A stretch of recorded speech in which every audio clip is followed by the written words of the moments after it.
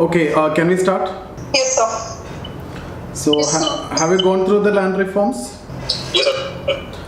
So, what's the objective of land reform? If you see, the main objectives are actually first is social justice, right? So, social justice, and then increasing productivity. Productivity was also considered very important because productivity was very low at that time. So to increase productivity and also to provide social justice, because during freedom struggle it was actually a promise which was made by the Congress, and immediately after independence they are supposed to go for land reform. Then what are the measures? Quickly, if you see, these are the measures that we have discussed already. So abolition of intermediaries, tenancy reform, which include three: regulation of rent, security of tenure, and conferring ownership rights to the tenants. Then ceiling on land holding, consolidation on land holding, cooperative farming.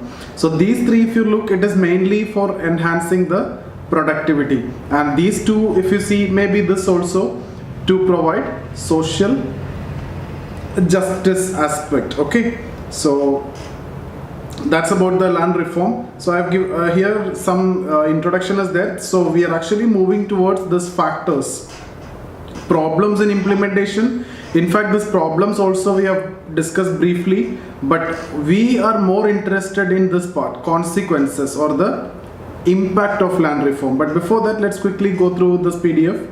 So land reforms are based on dual objective of providing social justice and increasing agricultural productivity. So two important objectives.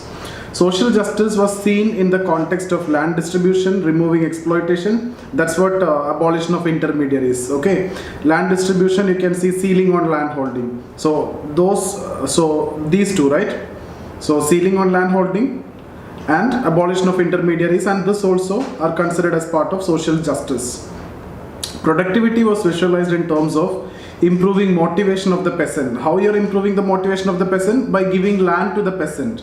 Okay, so that is how redistributing land and promoting appropriate land relation, leading to the increase in production. Land reforms included a number of measures in the formal legislations and other administrative orders. These reforms were brought in stages at different times after independence. So land reforms are part of state subject.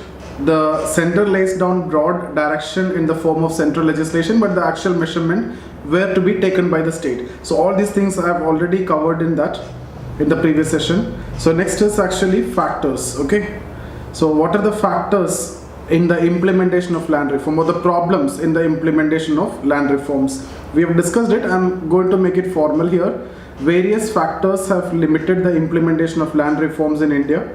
The result has been the reduction in the effectiveness of land reforms in comparison to the projected claims. Now, what are the factors?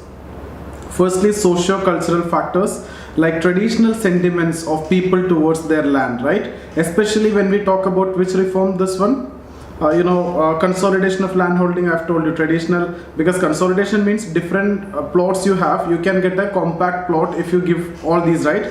So traditional sentiments actually affected that. Then ignorance of people, caste sentiments and traditional loyalties hindered the land consolidation and distribution process. At the same time, the land allotment deeds of neo-land reform beneficiaries could not be implemented in certain cases due to caste conflicts. So that led to a lot of caste conflicts. Mostly the beneficiaries are supposed to be the lower caste, and who's going to be the losers in the distribution of land to the landless? It is upper caste. So that led to a lot of conflict also.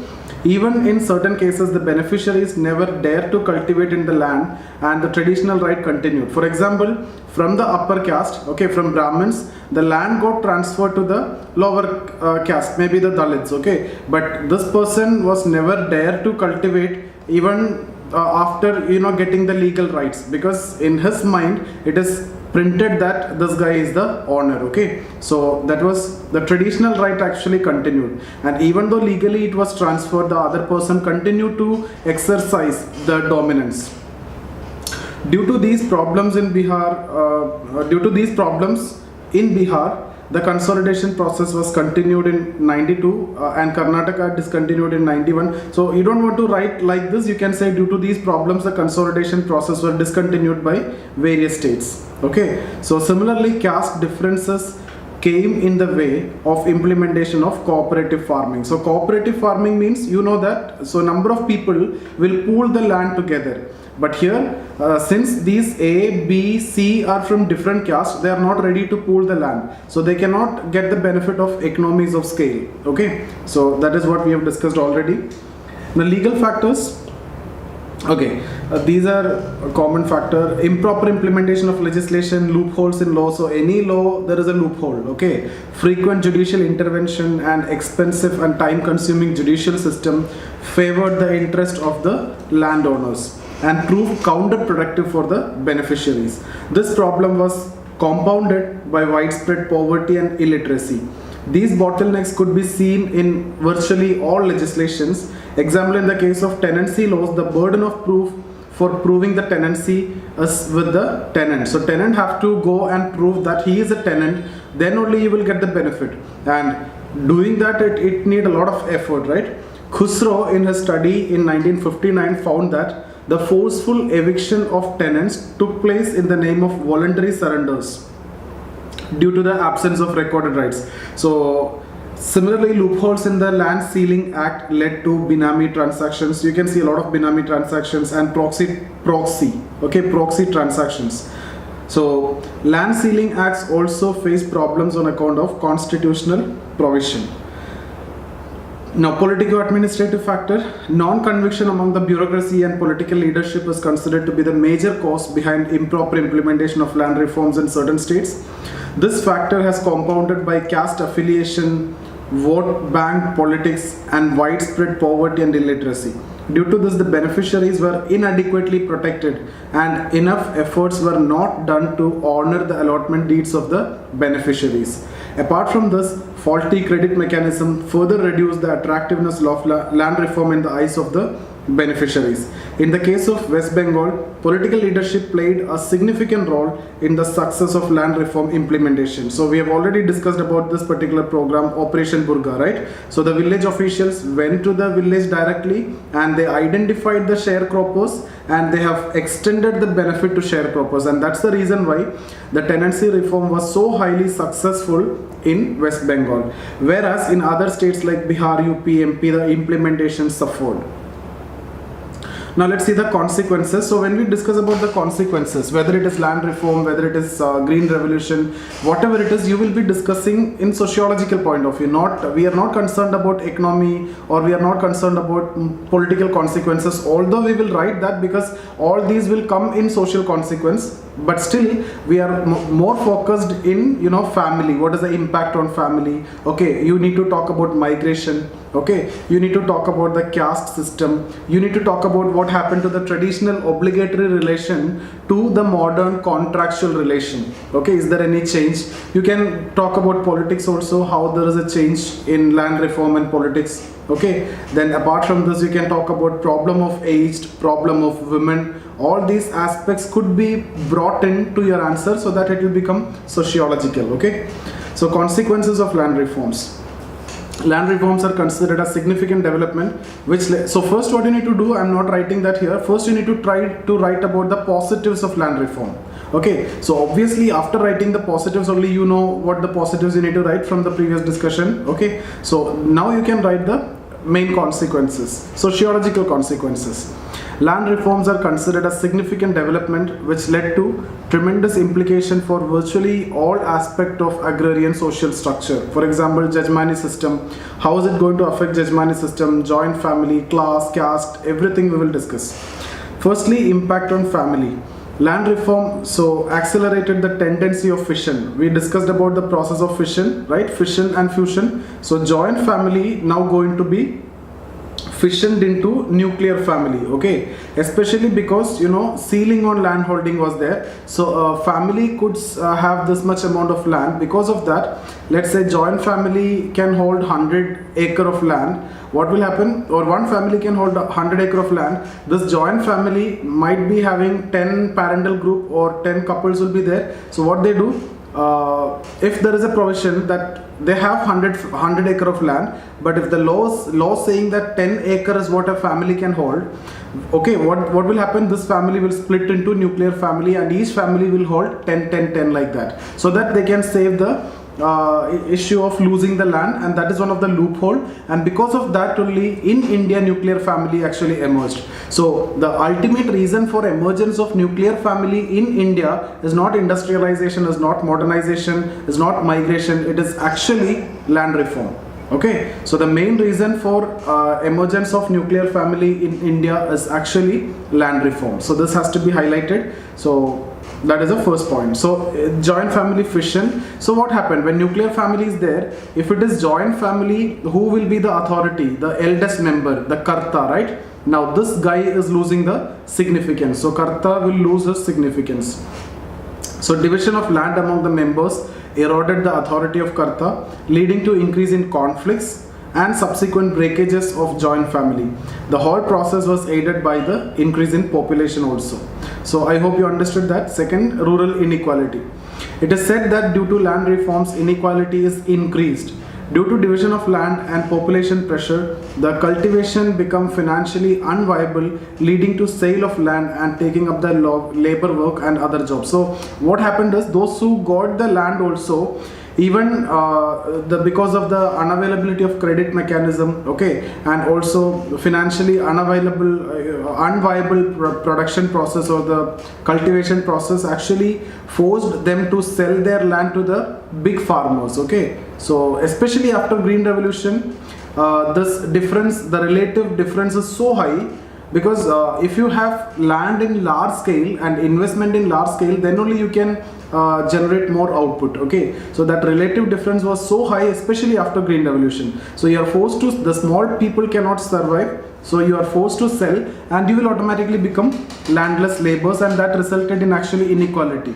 According to NSSO survey 48th round report, the proportion of landless household actually increased from 9.6 to 11.3 during this time. This problem was compounded after the success of Green Revolution. Okay, because Green Revolution need everything in large scale, so those large big farmers, they will get more benefit.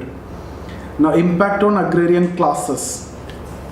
Land reform totally altered the agrarian class structure. The class of landlords gave way to rich farmer class as the landlords took up self-cultivation. So till now we were talking about landlords, zamindars, etc. right? So now they are taking up self-cultivation. So that new class emerged, rich farmer class. So this is very important. You have another topic, that is agricultural classes in India. So you can see new classes emerging, rich farmers class. Other classes of middle farmers, okay, small peasants, appear on account of the tenants who got ownership rights and the new land reform beneficiaries. So those who got the land reform benefits, they became middle farmers and small peasants. Okay, the class of agricultural labor got a major boost due to intensification of self-cultivation practices. So these farmers started taking up self-cultivation. So large farmers, middle farmers, small peasants, these different the groups are emerged within the agriculture. The caste configuration of land ownership was altered and reflected in the study done by Zoya Hassan in 1989 regarding UP politics. So according to him, all backward caste before independence owned 8% of land. Now it has increased to 35% of land. Okay, after the land reforms. So the caste configuration of land ownership was totally altered, right? Earlier, backward caste have very less ownership. Now because of land reform, higher ownership. So this is actually a positive only, but there are a lot of other negatives also, because new classes are emerging, the relations are changing, Jajmani system is collapsing. All these things are the impact. Social conflict. Improper implementation of land reform led to conflict in the rural areas, and quite often it took shape in the violent form.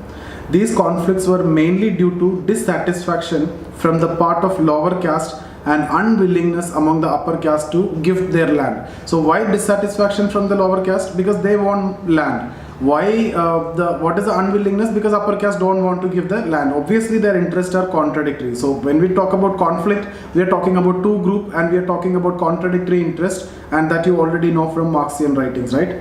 These conflicts also got manifestation in the peasant movements like Naxalite movement in Bengal, etc., where the reaction of this problem itself. The process of conflict was further intensified due to success of Green Revolution. Why? Because once Green Revolution was there, now you are in need of land. Earlier people, even the beneficiaries, even the peasants, even the tenants also, okay, if you get it, it is fine, but there are a lot of other problem, unviable cultivation practices, etc. They were not interested. But Green Revolution made them understand the real value of land. Now if you have land, you can become rich. Okay, so especially after Green Revolution, now the demand for a proper implementation of land reform was so high, so that manifested in terms of various conflicts and violent movements like Naxalite movement, etc. Migration, next point. So I'm actually giving heading the different points which has to be incorporated in your answer. Maybe you need to write only one point from each of these. Okay, land reform has led to increase in agricultural labor due to mass eviction of the tenants and selling of the land by the beneficiary. So you got the land, but ultimately what happened? You cannot cultivate because it need a lot of investment. So you sell your land and you become agricultural labor. Now traditional judge-money relations also started breaking. Why? Because now even the landlords are taking up self-cultivation. So that judge-money relation based on obligation, that is reducing, and contractual relation is actually increasing. Inadequate employment opportunities also you can see in rural area, and that increase the hardships of the rural labor. Okay, this led to migration. Now only two choices there. You need to migrate to urban area, from rural to urban. So in urban area you will get exploited more because you don't have any skill, you only know agriculture. So this was the first situation, but after the success of Green Revolution, there is a migration from non-Green Revolution area to Green Revolution area. So migration is essential, either rural to urban or non-Green Revolution to Green Revolution, especially after Green Revolution. Okay, this led to demographic changes in between origin area and from where you are migrating and where you are reaching. So there is a demographic change, right? For example, from Kerala, if you are going to Punjab, what will happen? In Kerala, the sex ratio will be better. In Punjab, the sex ratio will be, very less, right? So especially the reason why in Punjab and Haryana sex ratio is very less, or it is bad, is because of male migration. Because agricultural laborers, when they migrate, they won't take their family. They will only migrate. Okay, so they will migrate and they will settle over there. They will be employed in agricultural labor. Salary will be less, living condition will be not that great, so they cannot take the family. So the female will be staying in the non-Green Revolution area and the male will be staying in the Green Revolution area. So here the male population is increasing, here female population is increasing. So this will drastically affect the sex ratio. So I'm saying one of the reason why the low sex ratio in Punjab and Haryana is due to male migration, especially after Green Revolution. Second reason you can say, given by different thinkers, that Nivedita Menon and all, after Green Revolution, the farmers become quite richer. So the farmers in Punjab and Haryana, now they are very rich and they have access to ultrasound technology. So they prefer male and they don't prefer female. So now you can go for female feticide. And that led to the legislation also later.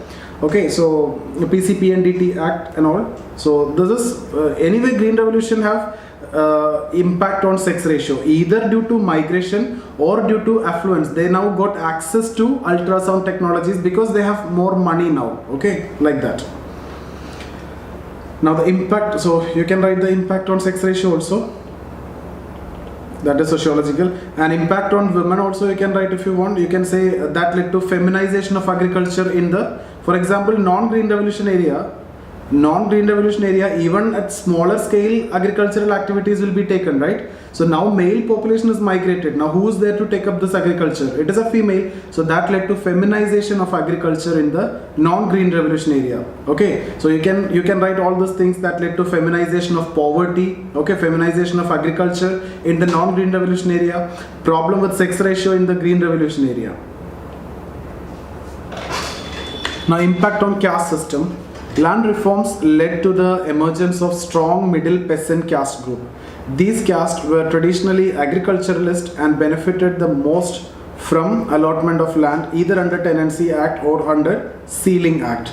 These caste groups were present in all states and emerged as dominant caste in their respective state. Now they have money, they became the dominant caste. They are numerical, they have numerical strength also. Okay, the middle peasant group, they got the benefit, no, so they became the dominant caste now over and above the Brahmins. This concept I've already explained when we discussed about M.N. Srinivas. Now, after the success of Green Revolution, these dominant class consolidated them into regional parties and thereby acquiring power at the state level. So I've already told you these middle peasant caste, they are actually strong in numbers, so they can easily capture the political power, right, by contesting election. They have a huge vote base. So recently in the era of coalition politics, okay, so these group have decisively shown their influence at the national level too. Now forget about this term, but normally when we're talking about coalition politics, so these groups have their own voice in the parliament. Okay, so now caste conflicts increased and caste system underwent the process of differentiation. K.L. Sharma highlight the differences within the lower caste intensified after the distribution of benefits under the land reform. Thus, traditional ritual hierarchy and the occupational basis of caste got shocked after land reform. Okay, so that traditional ritual hierarchy like Brahmin, Kshatriya, Vaishya, Shudra, like Brahmins are superior, this is no more there now. Even Brahmins lost their land and they became powerless also. Economically, Vaishyas became more powerful, or these group became more powerful economically. And nowadays what is more important? It is not the ritual aspect, it is a secular aspect, or the class aspect is more important these days. So they got the benefit. Okay, that's about the impact of land reform. So I have explained land reforms, all the land reforms, you know. So there's slightly a detailed discussion. This much is not required from our exam point of view. We need this part. Fact, the problems in implementation, but more than that, the impact of implementation, the impact on various social institutions. Okay, but you can go through the problems also. This problem anyway I've covered in the previous session also. That video itself, it is completely covered in the previous video that you have seen. So apart from that, these measures, I'm sure you know that these are very important from, history also. Last year prelims there was a question from land reform. Post-independence India, very important. This is part of your GS3 also. In economy also land reform is very important. So that's why I've told you to watch that video, so that this part is covered. Then the problems you can see from here, and the factors, the consequences you can see from here. Any doubt here?